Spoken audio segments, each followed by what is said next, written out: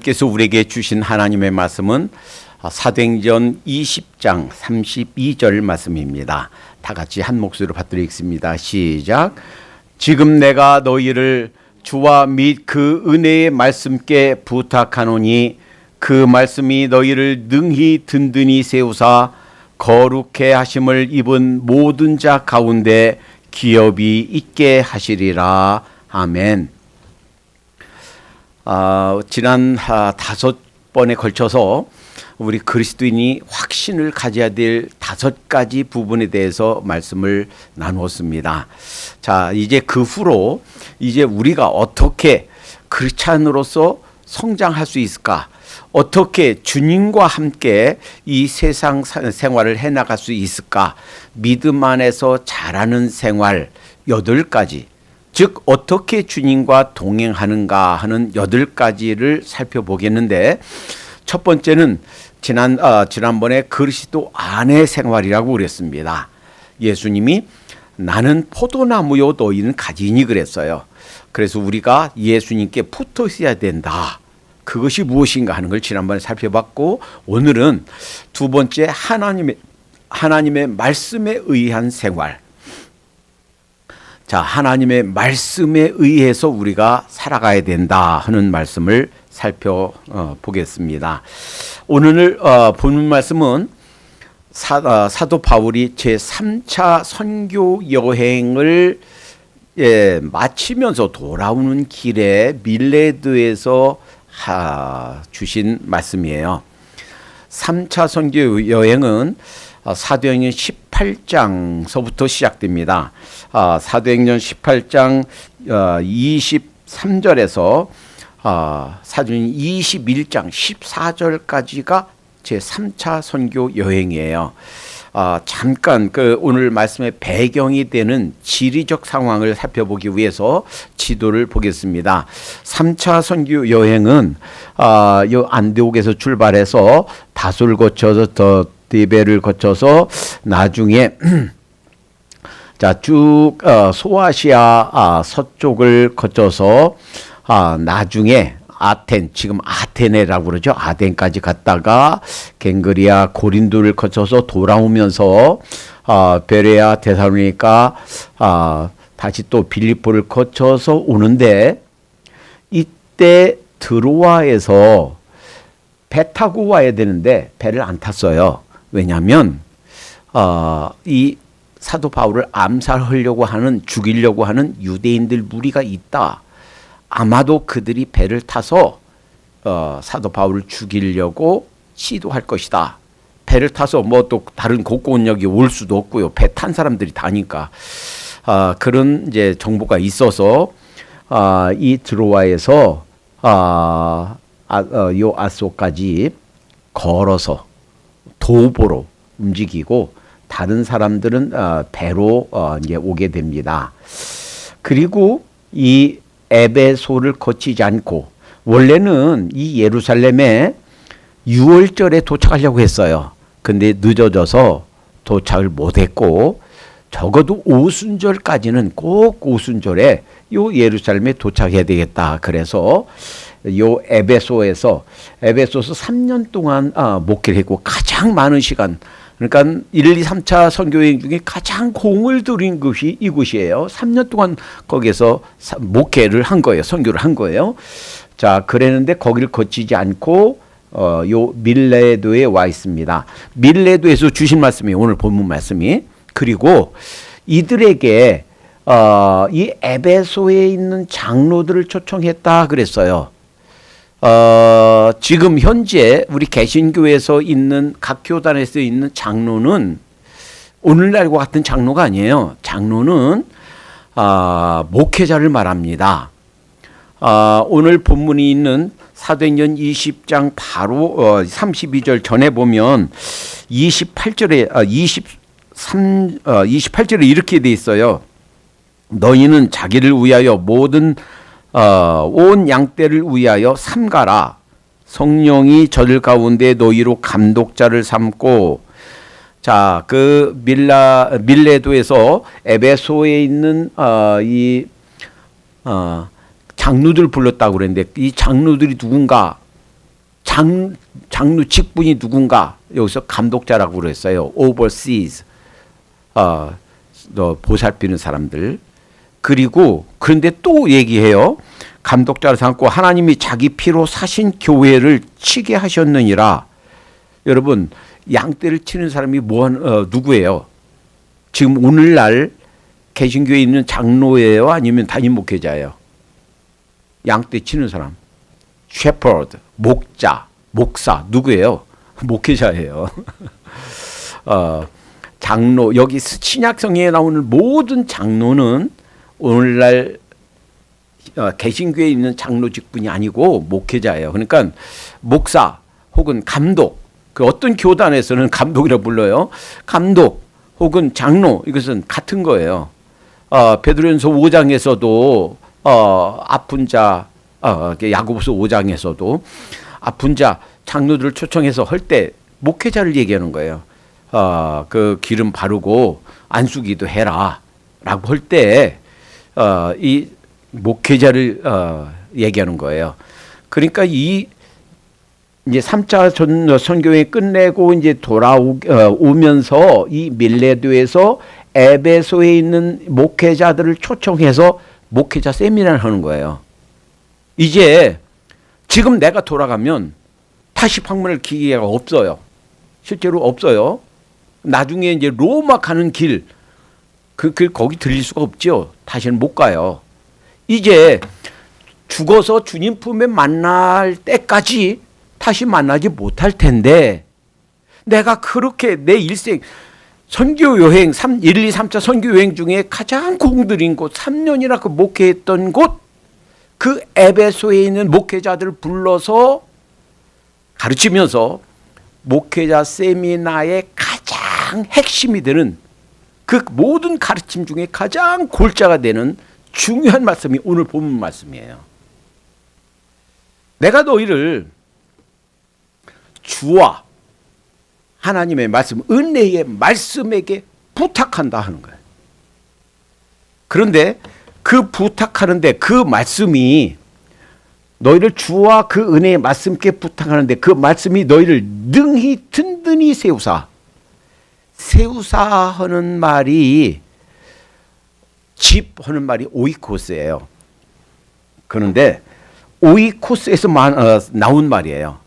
그러니까 이 말은 건축자가 어떤 집을 건축한다 라는 말이에요.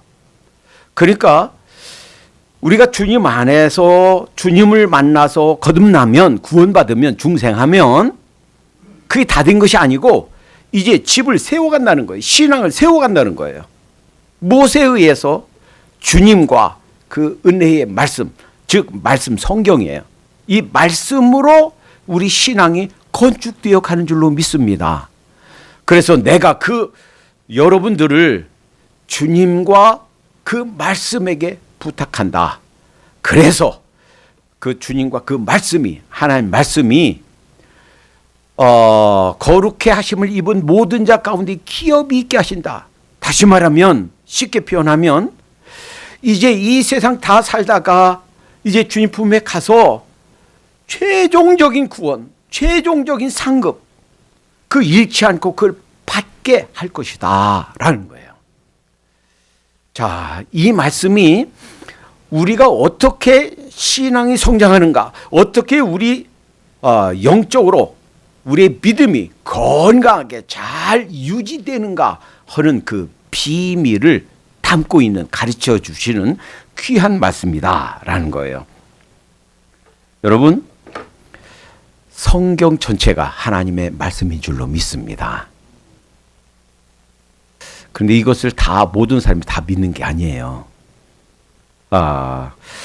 마태복음 4장 4절에 예수님이 신명기 8장에 있는 말씀 인용해서 말씀해 주셨습니다.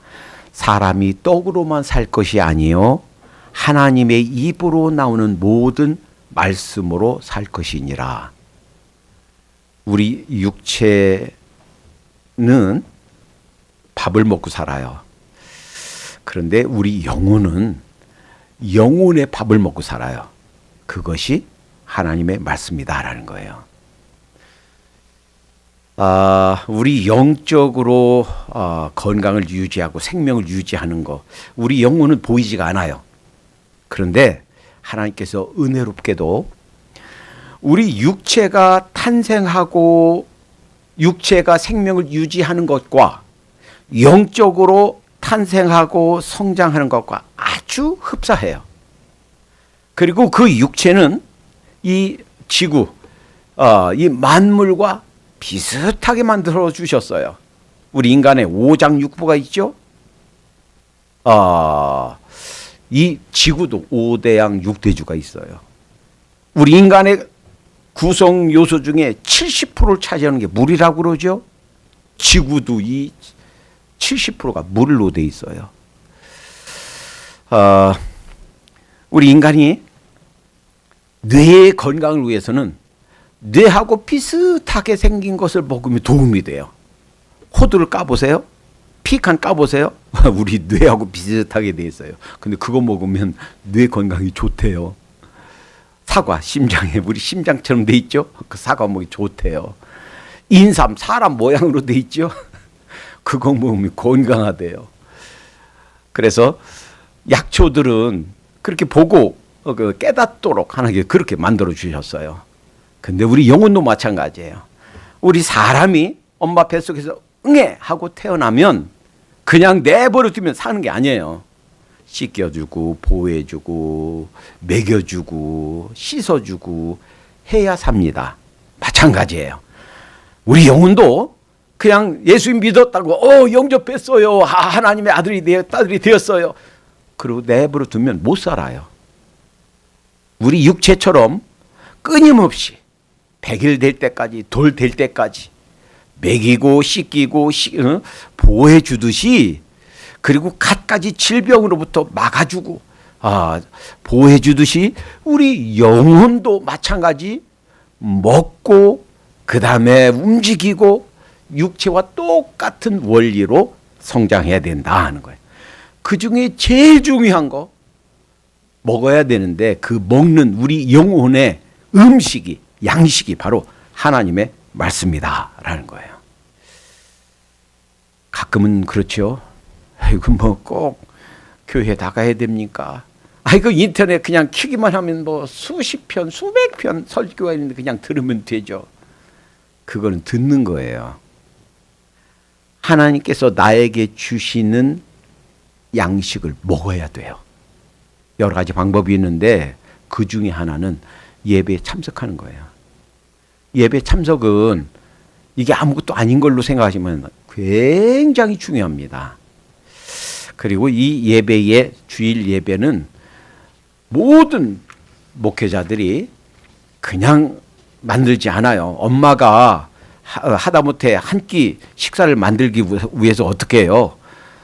그 쌀을 사다가 씻고 밥을 짓고 무, 배추 사다가 씻고 자르고 펄펄 끓여서 국을 만들고 요리를 하죠.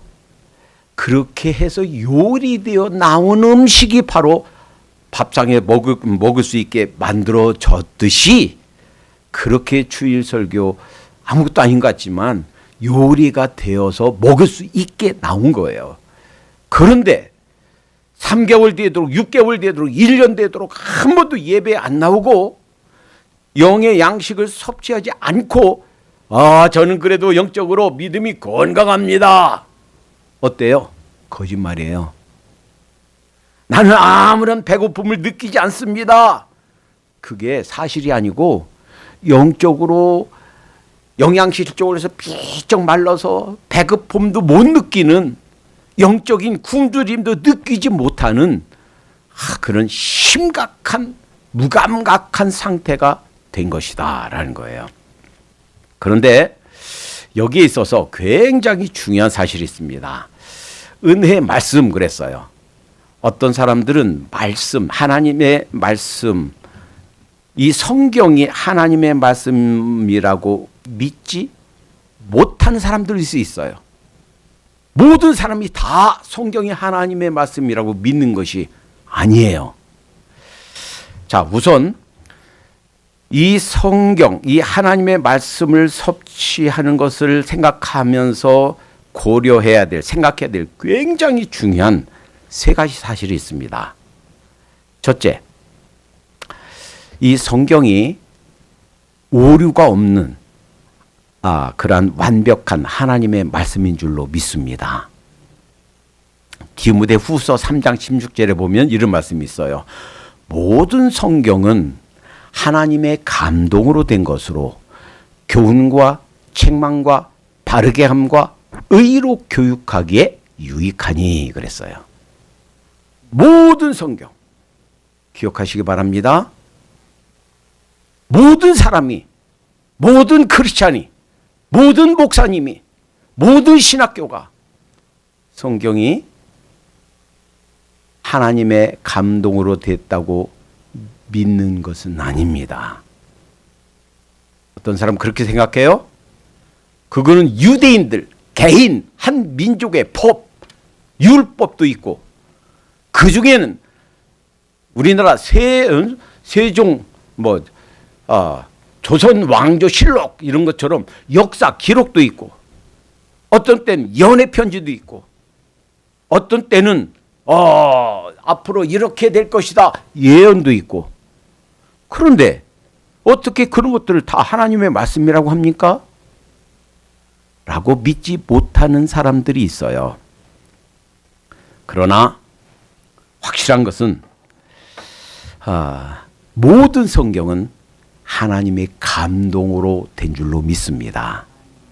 그것이 역사 기록이었어도 그것이 개인적인 연애 편지였어도 그것이 하나님의 말씀으로 영감된 하나님의 감동으로 기록된 하나님의 말씀인 줄로 믿습니다.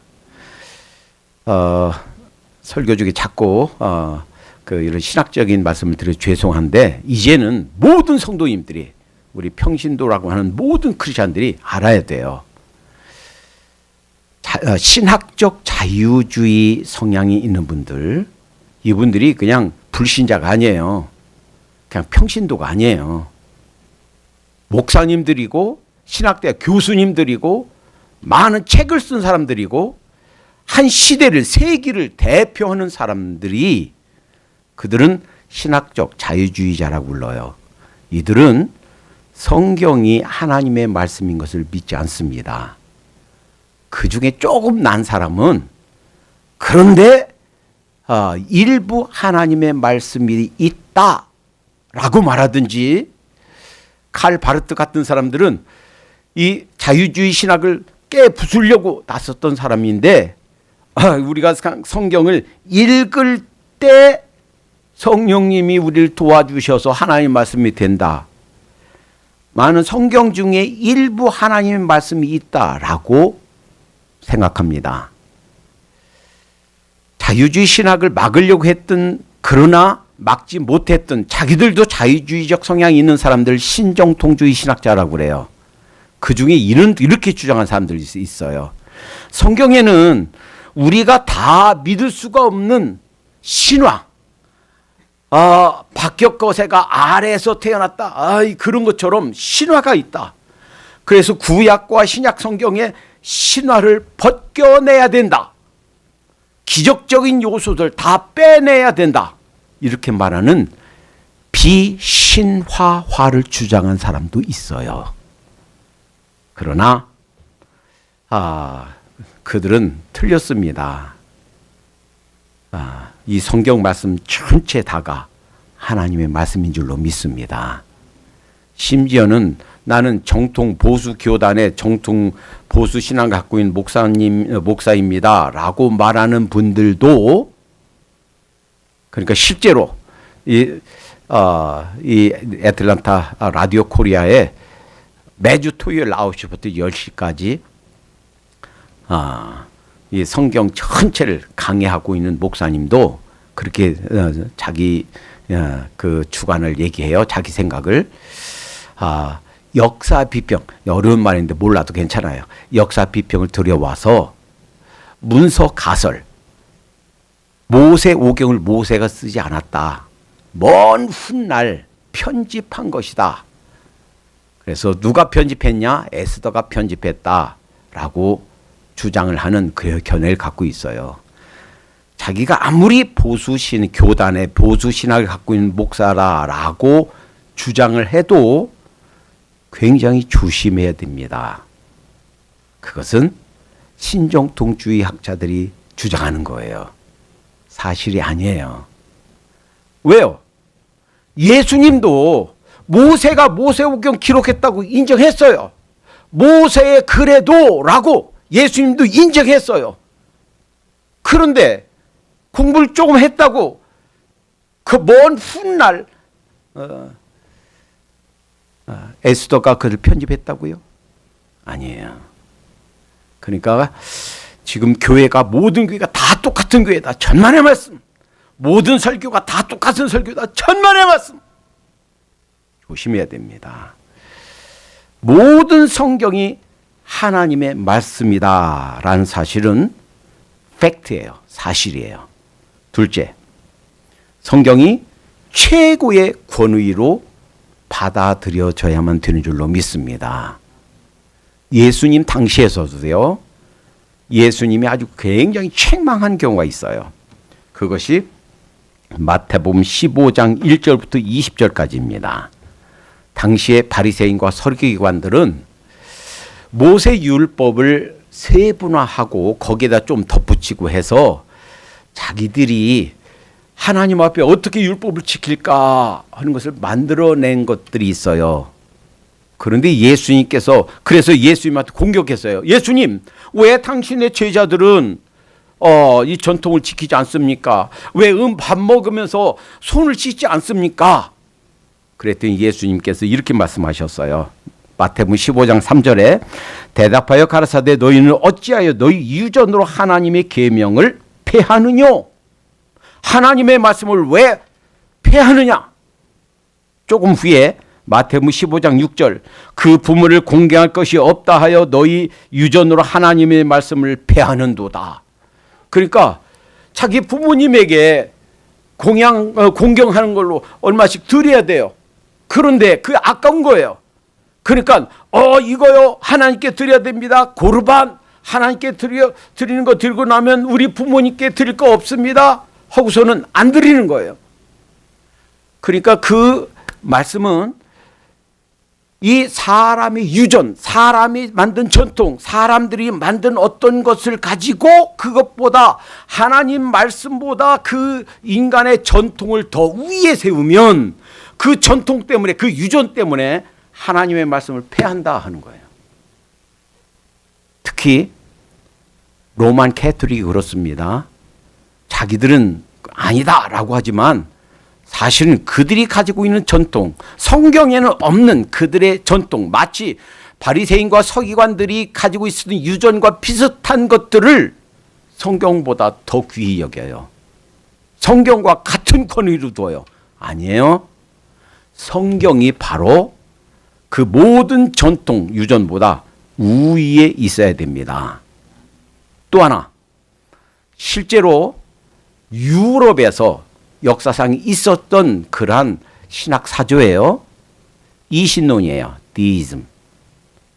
그러니까 이성으로 생각으로 이거 도대체 있을 수가 없는 일인데 이런 것들은 성경을 걸러내야 된다 하는 거예요.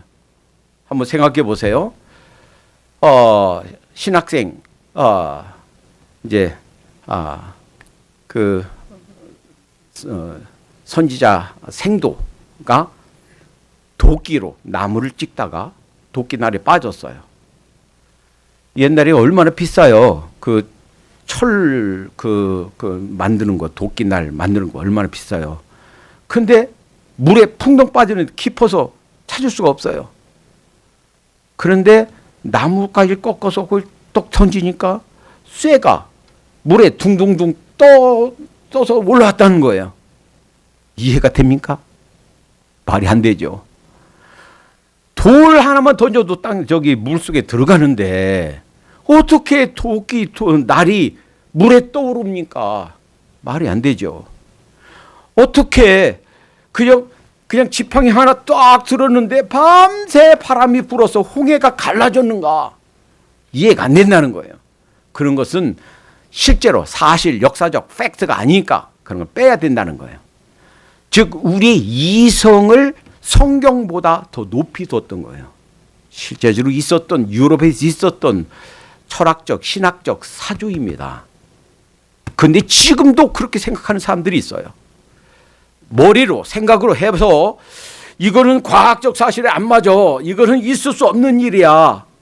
아, 이건 만유인류 법칙이 지금 폐지된 것도 아닌데, 아, 사과는 땅에 떨어지는 그런 법칙이 엄연히 있는데 어떻게 토끼날이 떠오르나요? 하고 이 말씀을 이성으로 비추어서 분석해 봐야 된다. 말씀보다 이성 우위에 두면 안 된다라는 거예요.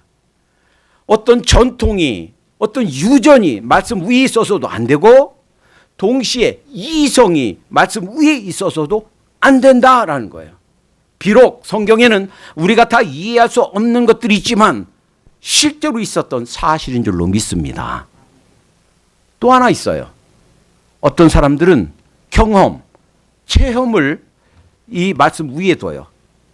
그래서요, 실제로 경험주의자들, 지금 1517년에 마틴 루터가 종교에 가고 나서, 개신교가 생기고 나서 이 마틴 루터뿐만 아니라 요한 켈빈이라든지 당시 사람들이 로만 캐톨릭에서 너무 그들이 잘못해왔던 것을 이제 말씀으로 돌아가자. 참 좋아요. 그런데 너무 바른 이런 교리들에 집착하다 보니까 너무 드라이해졌어요. 그래서 그 반동으로 나온 사람들이 경험주의자들이에요. 하나님의 말씀을 실천해야 됩니다. 경험해야 됩니다. 참 좋아요. 그런데 그것이 너무 극단적으로 가니까 결국은 경험론이 나오고, 그래서는 낭만주의, 당시 이제 문학 사조죠.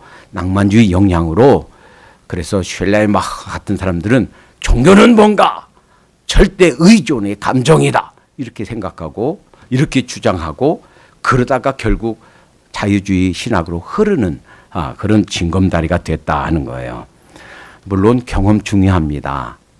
그러나 체험보다도 더 우위에 있어야 되는 것이 하나님 말씀이에요. 어떤 사람은 그럴 줄 몰라요. 아이고, 기도해 봐야죠. 아니에요.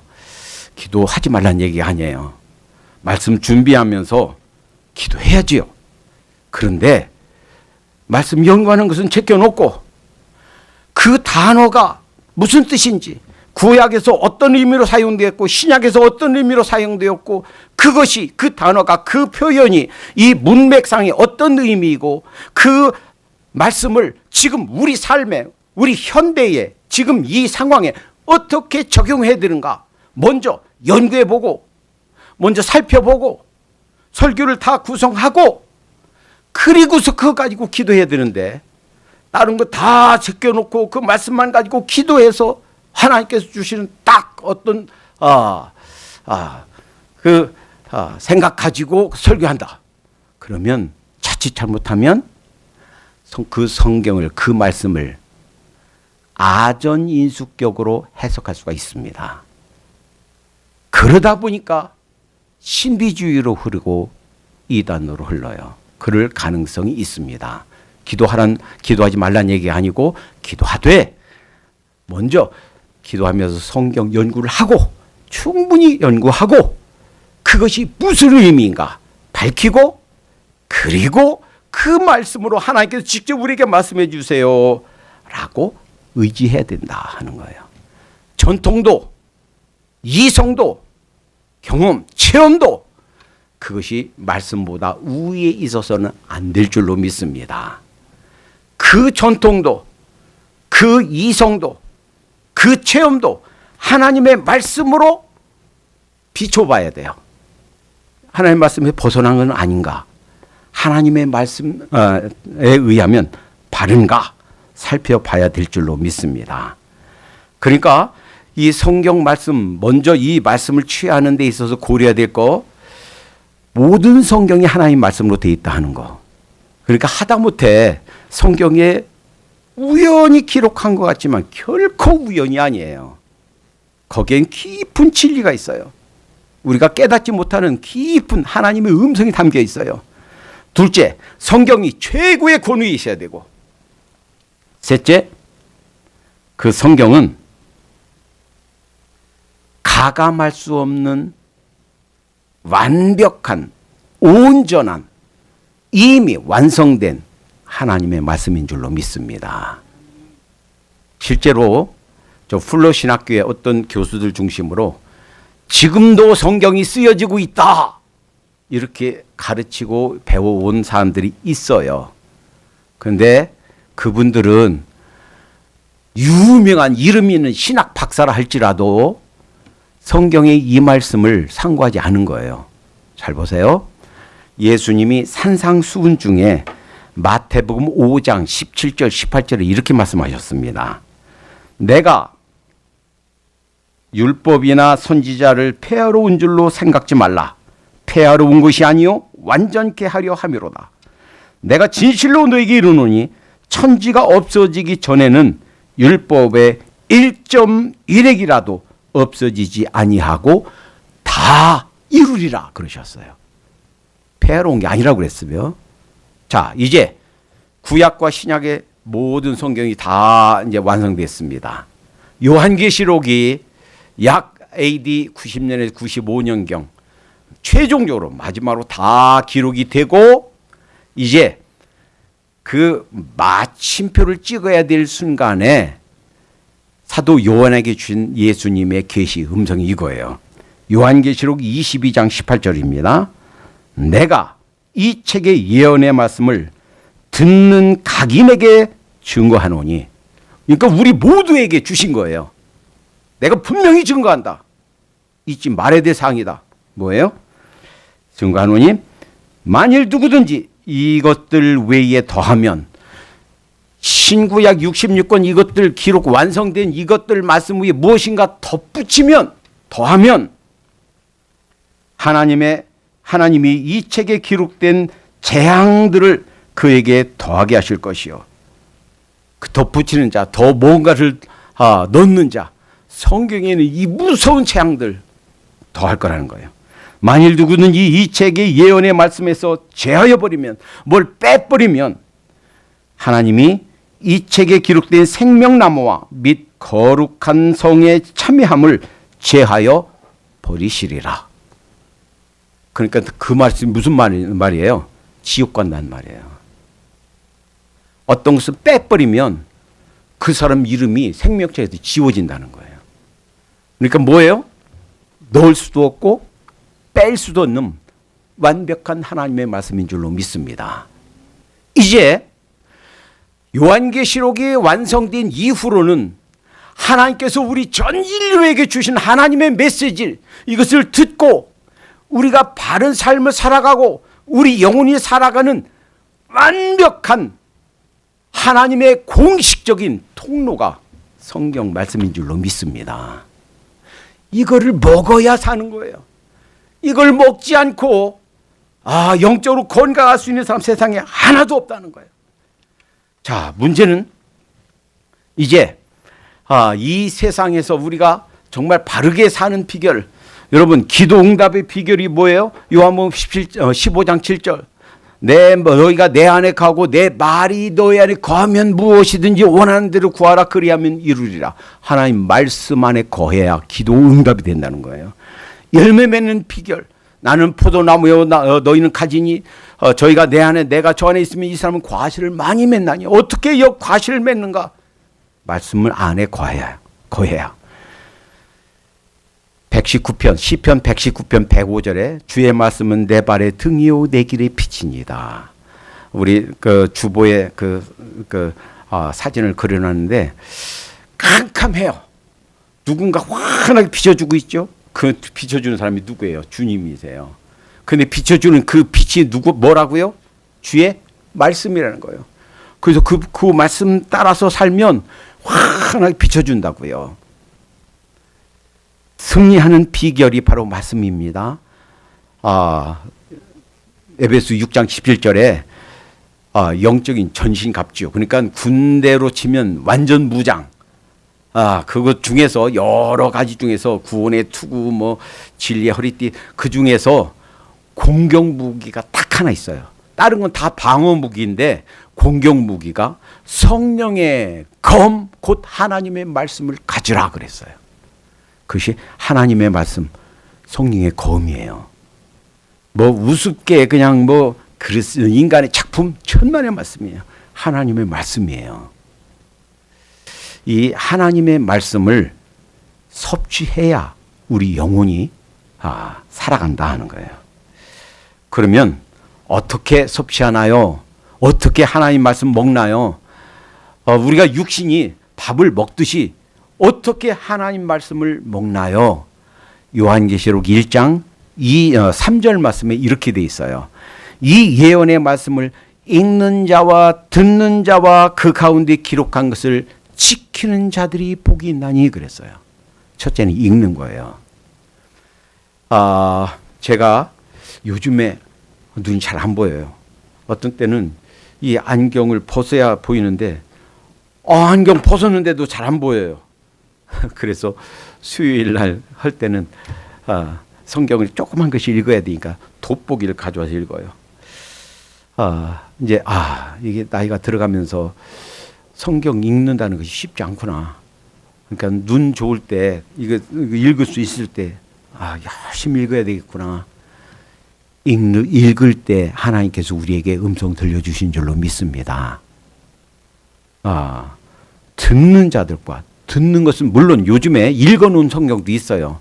근데 듣는 것은 이렇게 주의 말씀을 설명해주고 요약하고 이를테면 배추, 무를 그냥 날 것이 아니라 맛있게 요리해 놓은 것처럼 설교는 이렇게 요리해 놓은 하나님의 말씀이에요.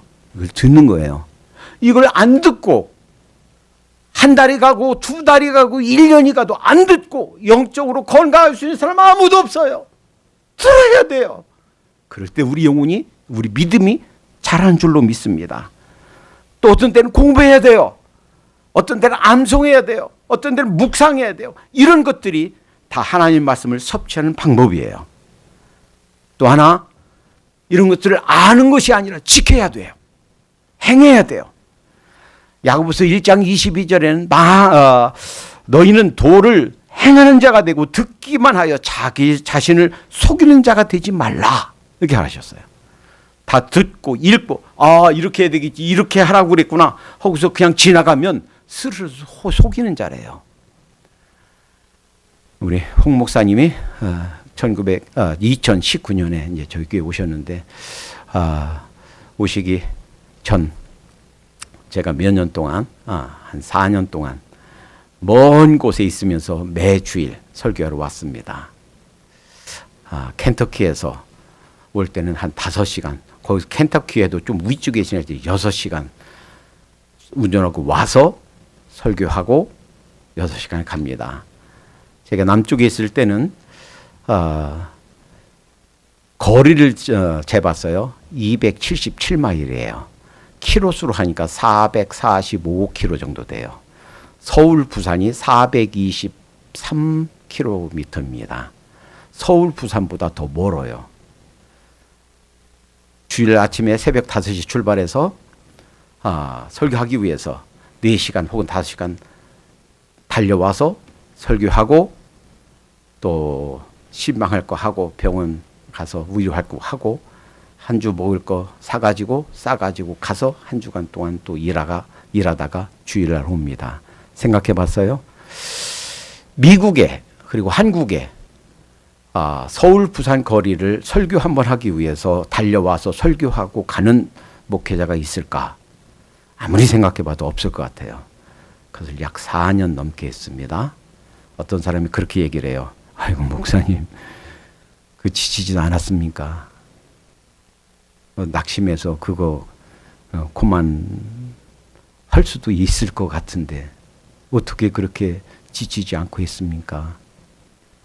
여러분, 비결을 말씀드려 볼까요? 매일 9.3 성경 읽으면서 하나님께서 위로해 주십니다. 4시간, 5시간 거리를 오면서 그 설교 내용을 묵상하면서 제가 은혜 받아요. 한 명 한 명 우리 성도님들 이름을 불러가면서 기도합니다. 이 성도님들 만나서 말씀 전할 거 생각하니까 내가 주는 영의 양식을 먹고 살아 생각하면 기쁨이 막 엔돌핀이 저절로 나와요. 여러분 의무감에서 해야 된다면 누가 때려 죽인다고 해서 그거 하겠습니까? 돈을 주어서 그거 한다고 그러면 억만금을 주어서 그거 하겠습니까? 하루 이틀도 아니고. 그런데 양떼들 하나님께서 내게 맡겨주신 얼마 안 되는 양떼들 그들 먹인다 하는 기쁨에 막 기쁨이 가득해요. 설교하고 이제 가는 길 4시간 5시간 운전하고 가는 길은요. 그날 설교했던 내용들이 다시 테이프를 다시 틀어놓듯이 묵상이 되는 거예요. 그리고 그 말씀 속에서 하나님의 음성이 들려오는 거예요. 어떤 때는요, 그 은혜가 너무너무 감사해서 계속 눈물이 너무 흘러서 받쳐놓고 눈물 닦고 진정하고 그리고 다시 운전하고 갑니다. 다른 사람들은 경험하지 못하는, 다른 사람은 상상도 할 수 없는 놀라운 하나님의 은혜와 감동이 말씀 묵상하는 가운데, 말씀 가운데 주시는 거예요. 그러니까 감당이 되는 거예요. 여러분 마찬가지예요. 우리가 사실 이 세상 살면서 참 다른 사람들 볼 때는 어떻게 살아? 어떻게 그렇게 다 견디고 있어? 비결은 하나예요. 하나님 말씀 속에서 주신 하나님의 음성을 들으면 우리 영적으로 강건해지는 줄로 믿습니다. 9.3 신일 아무것도 아닌 것 같죠? 구약 3장, 신약 1장 아무것도 아닌 것 같죠? 그 속에서 하늘나라 생명의 양식을 받아가시기 바랍니다. 혼자 잘 안 되면요, 수요일 날 오세요. 저도 생각지도 못했던 귀한 것들을 얼마나 깊이 그리고 생동감 있게 깨닫는지 몰라요. 하나님의 말씀 안에서 자라는 삶, 바른 신앙, 바른 우리 인생은 말씀에 의해서 건축되는 줄로 믿습니다. 기도합니다. 사랑의 주님 감사합니다. 주님께서 주신 이 말씀, 신구약 성경 66권 전체가 하나님의 말씀인 것을 믿습니다. 절절한 하나님의 사랑의 고백이 이 말씀 가운데 기록되어 있는 줄로 믿습니다. 주님, 단 하루도 빼먹지 말고 우리 육의 양식을 먹듯이 하나님의 말씀을 섭취하면서 사는 삶이 될 수 있도록 인도해 주시옵소서. 이 세상을 떠난 그 순간까지 말씀 섭취하는데 게으르지 않도록, 그리하여 우리의 영혼이 약해지지 않도록 지켜 주시옵소서. 예수님의 이름으로 기도하옵나이다. 아멘.